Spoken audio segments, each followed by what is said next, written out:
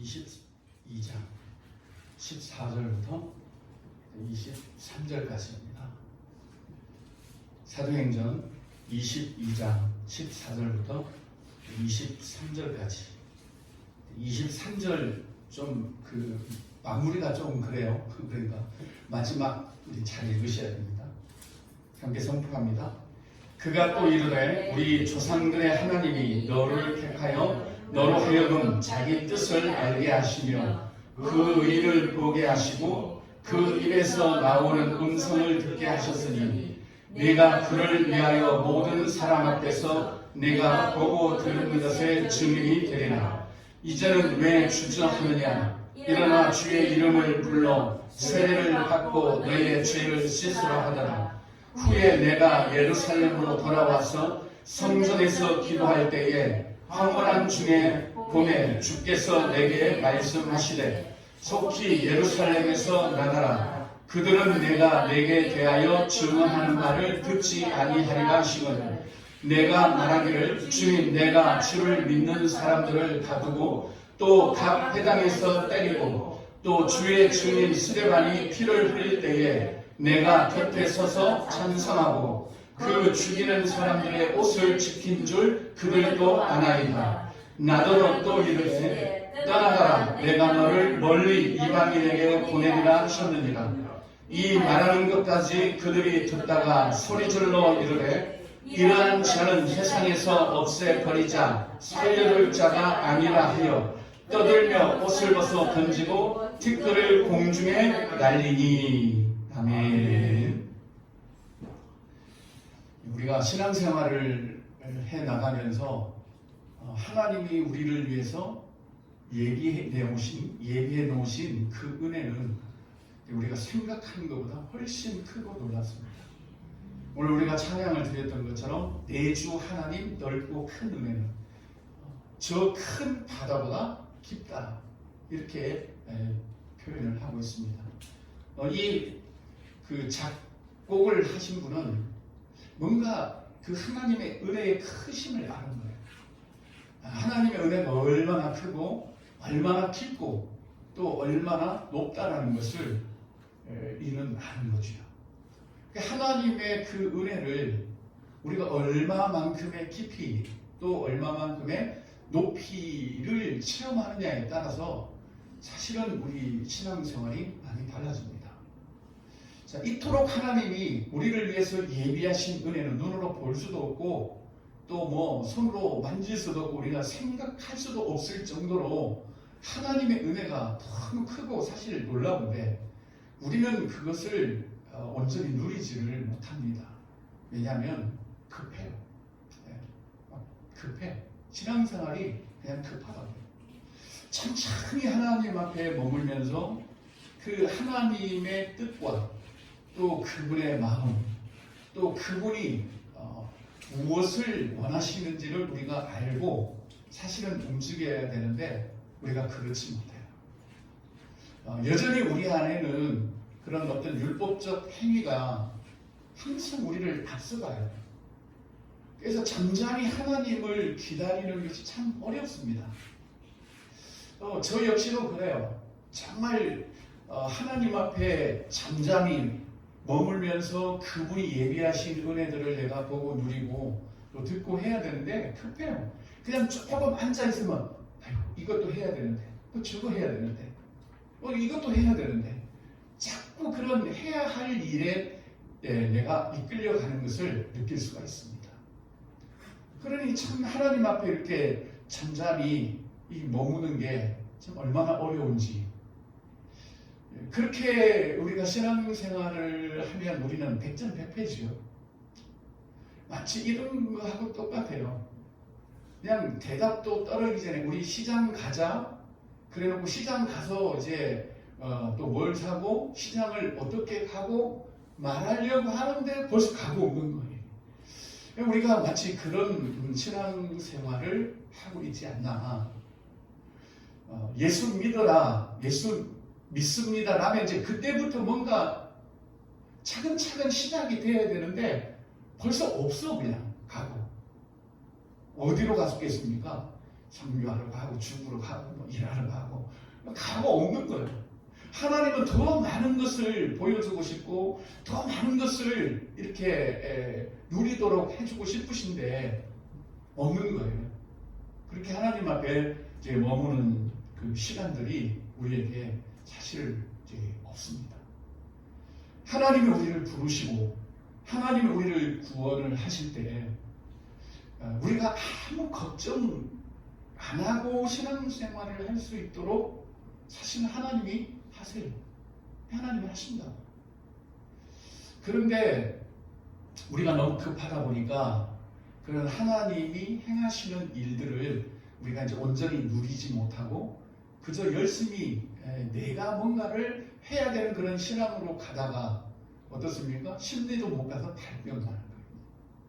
그러니까 막 신앙생활 하다가 막 뒤집어졌다가 퍼졌다가 물론 그것도 사실 뭐 필요하기는 하지만 한 번 뒤집어지고 엎어질 때마다 우리는 진짜 몇 킬로씩 뒤처지는 거예요. 몇 킬로씩. 자, 그래서 이 사도 바울의 이런 간증을 우리가 바라보면서 하나님께서 어떻게 우리의 그런 구원과 신앙을 이루어 가시는지 그걸 우리가 좀 보는데요. 오늘은 14절에 좀 집중을 하셨으면 좋겠습니다. 우리 14절 같이 읽겠습니다. 그가 또 이르되 우리 조상들의 하나님이 너를 택하여 너로 하여금 자기 뜻을 알게 하시며 그 의를 보게 하시고 그 입에서 나오는 음성을 듣게 하셨으니. 아멘. 자, 여기 보면 비슷한 단어가 딱 3개 나와요. 그렇죠? 자기 뜻을 알게 하시고 그 의를 보게 하시고 음성을 듣게 하시는 거죠.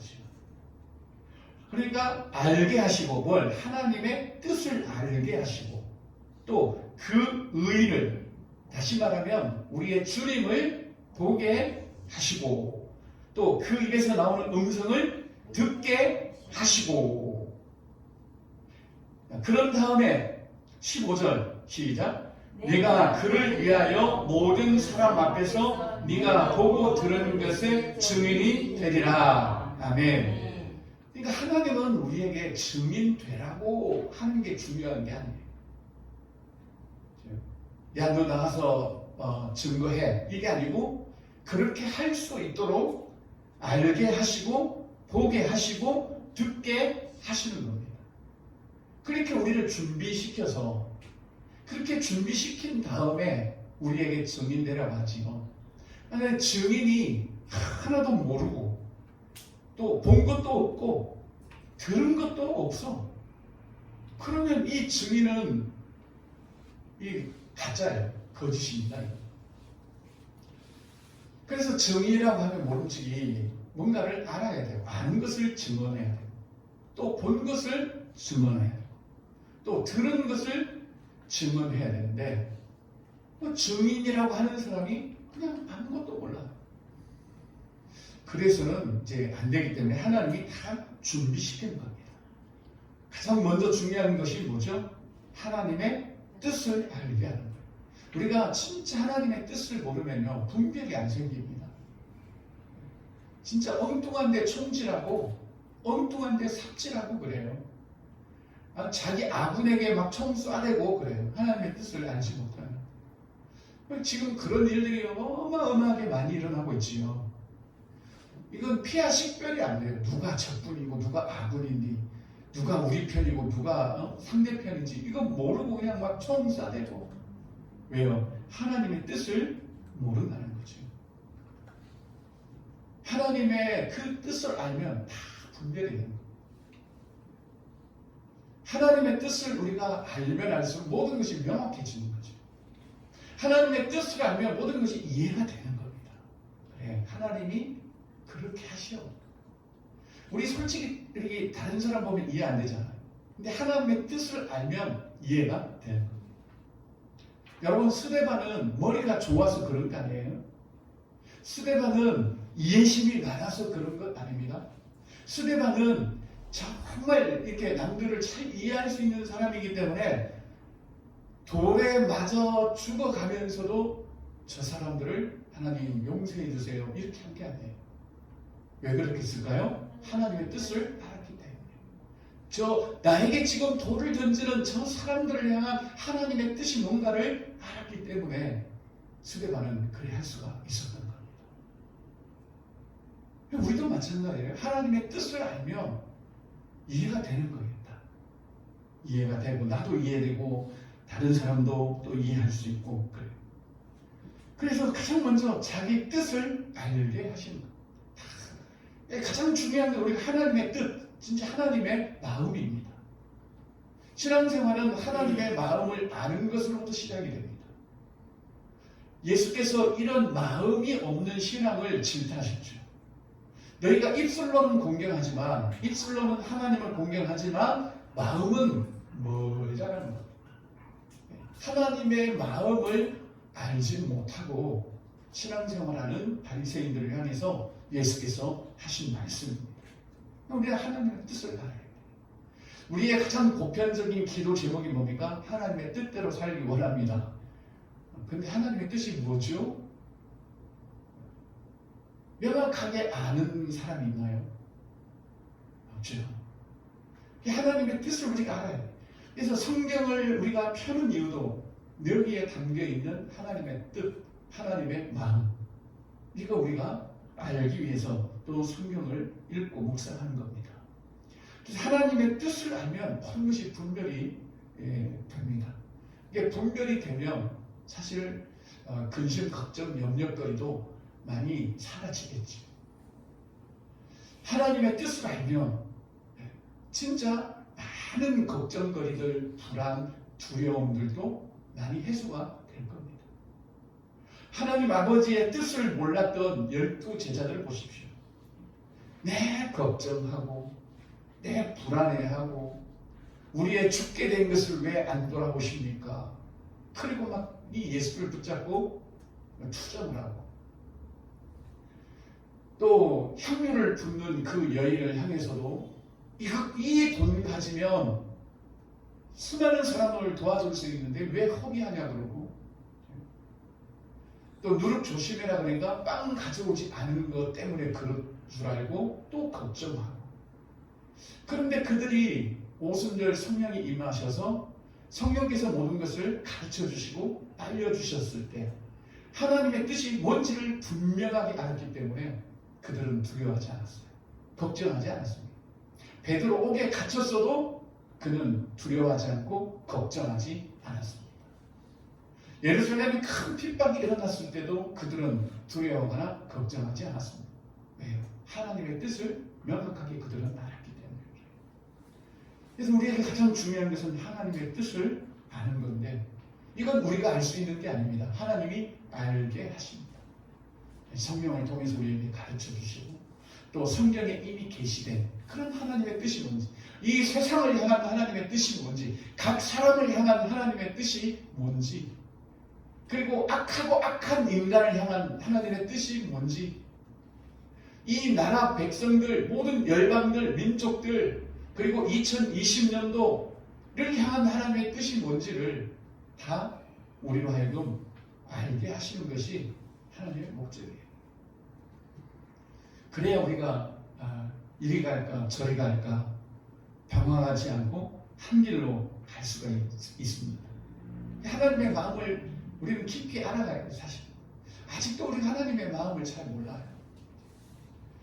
여러분 자식들도 진짜 효도할 때가 언제입니까? 부모의 마음을 알 때부터예요. 뭐 그전에도 양말 사주고 뭐 손수건 사주고 뭐 아이스크림 사주고 다 그럴 수도 있어요. 그렇지만 진짜 자식으로서 온전한 도리를 하는 것은 부모의 마음을 요만큼이라도 헤아려 할 때. 그거 모르면 부모한테 확 선물을 해줘놓고 형제 자매끼리 싸우고 그건 부모의 마음을 모르는 거죠. 그래서 하나님의 뜻을 우리가 진짜 깊이 이제 알아야 된다. 그래서 그런 어떤 우리 마음 속에 있는 근심, 두려움, 염려, 불안 이런 것들이 하나님의 뜻을 우리가 분명하게 알면 거기서부터 우리가 사실 자유해질 수 있는 겁니다. 저도 늘 마음에 그냥 뭐 바람 잘 날 없잖아요. 목회를 하다 보면 금방 막 뭐가 될 것처럼 막 생각하는데 누군가 옆에서 또 엉뚱한 짓 하면 낙심이 확 돼요 또. 그래서 막 할 수만 있다면 저도 수단과 방법을 가리지 않고 막 교회를 하고 싶은 마음도 있어요. 그런데 교회를 향한 하나님의 뜻을 깊이 알면 우리가 그렇게 마음으로 서두를 이유도 없고 그런 것 같아요. 그래서 하나님의 뜻을 아는 것이 너무 중요하기 때문에 하나님은 이렇게 말씀하시죠. 그가 또 이르되 우리 조상들의 하나님이 너를 택하여 그 다음에 너로 하여금 자기 뜻을 알게 하시며 자기 뜻을 알려주시는 겁니다. 여러분 하나님의 뜻을 알기에 우리가 좀 더 마음을 쏟았으면 좋겠습니다. 여러분 하나님의 뜻을 아십니까? 교회를 향한 하나님의 뜻을 아십니까? 우리 자녀들을 향한 하나님의 뜻을 아십니까? 우리 서로서로에 대한 하나님의 뜻을 알고 있습니까? 2020년 코로나 때문에 정말 경제든 뭐든 다 엉망진창이 되어가고 이때에도 이 나라와 2020년을 향한 하나님의 뜻을 알고 있습니까? 이를 우리가 아는 것이 참 중요하다고 생각합니다.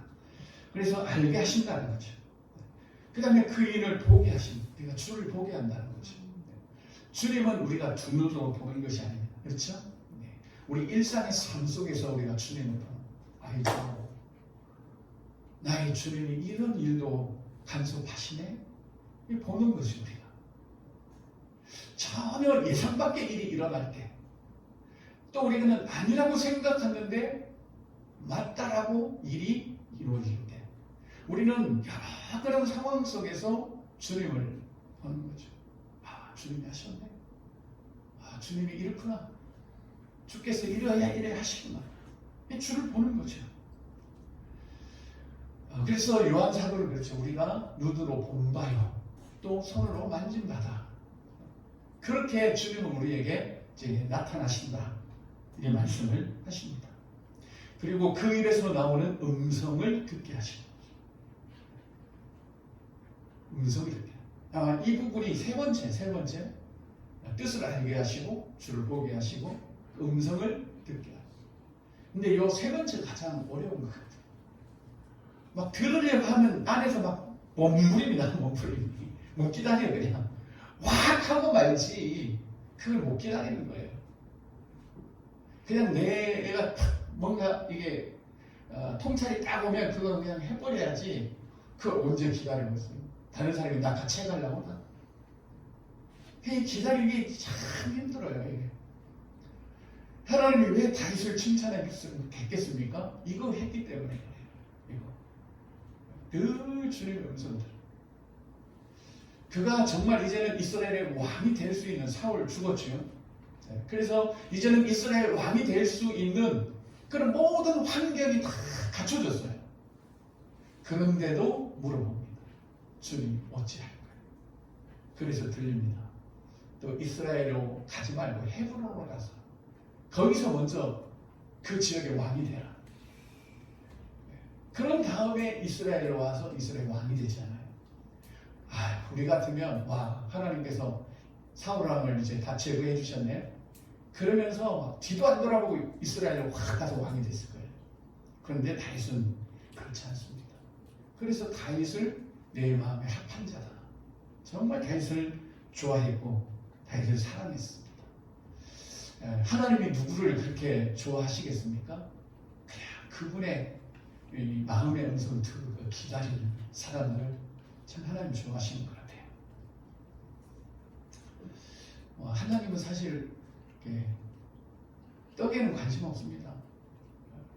그리고 우리가 어떤 세상 일 크게 한다고 우리가 금메달 따면 하나님 좋아하실까요? 그거 아니에요. 천국에 쓰레기통도 금이라는데 그럼 사실은 모르겠지만 하나님은 그런 게 관심 없는 거예요. 하나님은 칭찬까지 제가 내 마음을 알고 내 말을 듣나 안 듣나. 그래서 구약을 읽어보면 다 그 이야기 아니에요.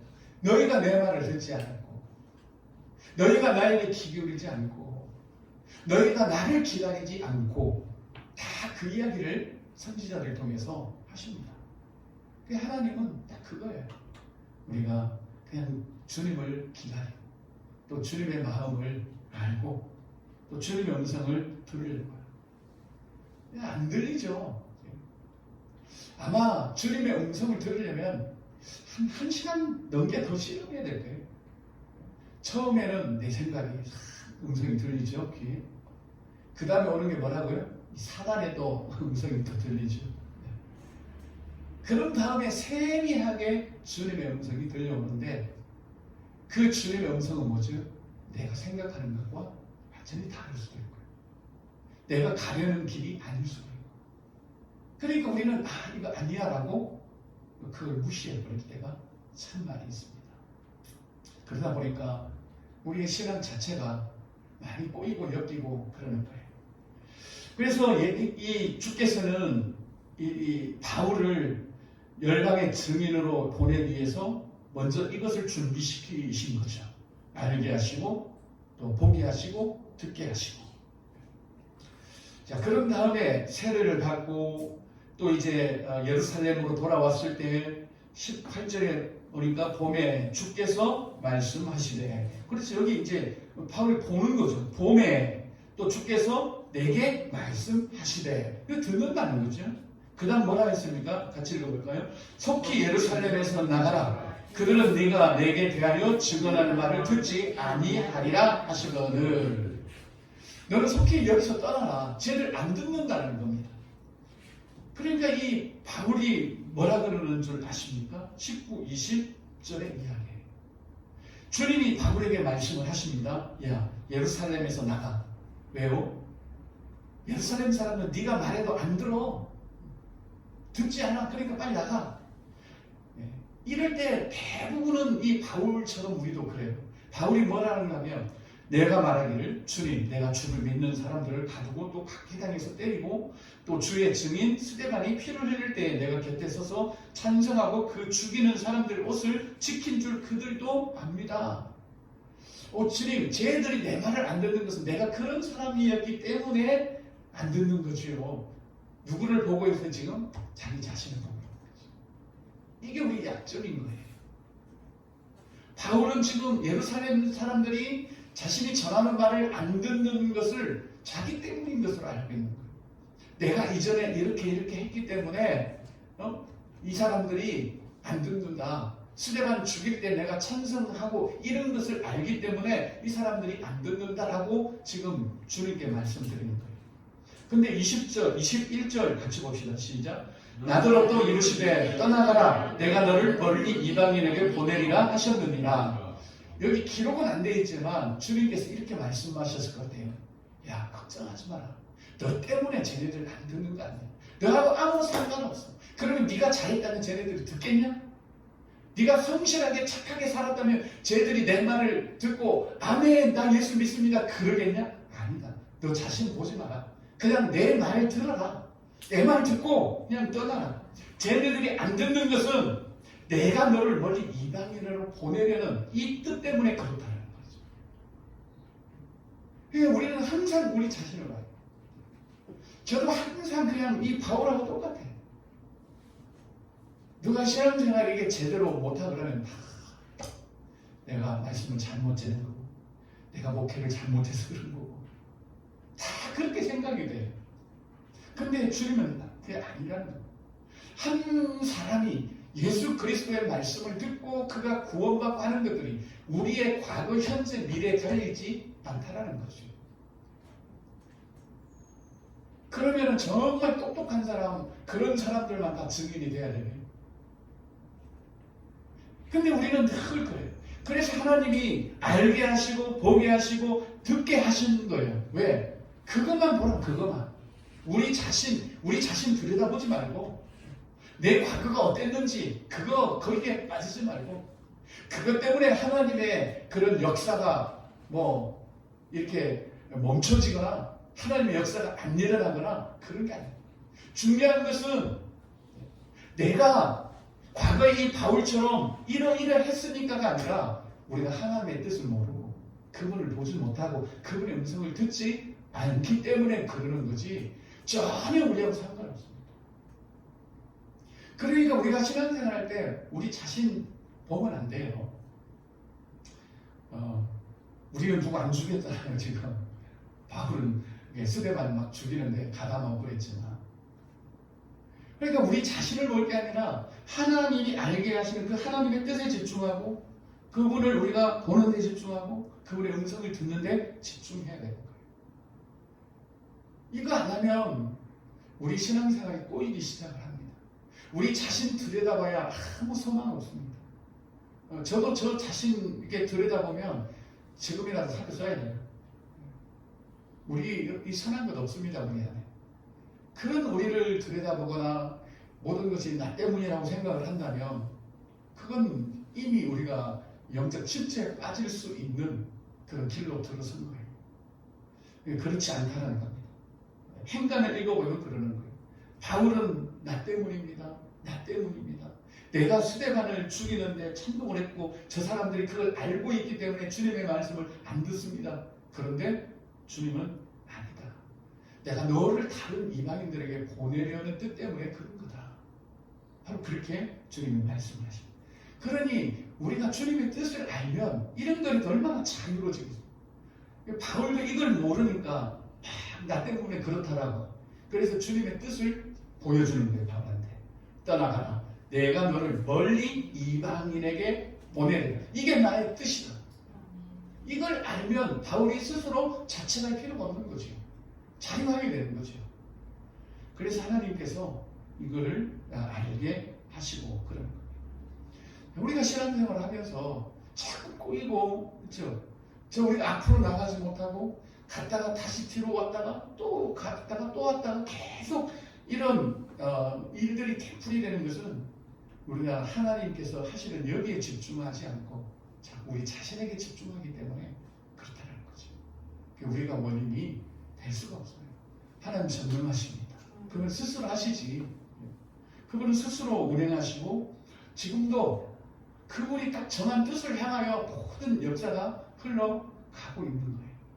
그래서 우리는 그분의 뜻을 알고 그런 주님을 우리가 보고 또 그분의 음성을 듣는 여기에 집중하면 우리가 그만큼 자유해질 수 있고 또 한 걸음 더 나아갈 수 있습니다.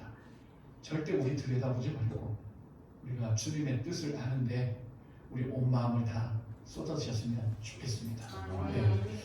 우리 이전에 주님을 내가 몰라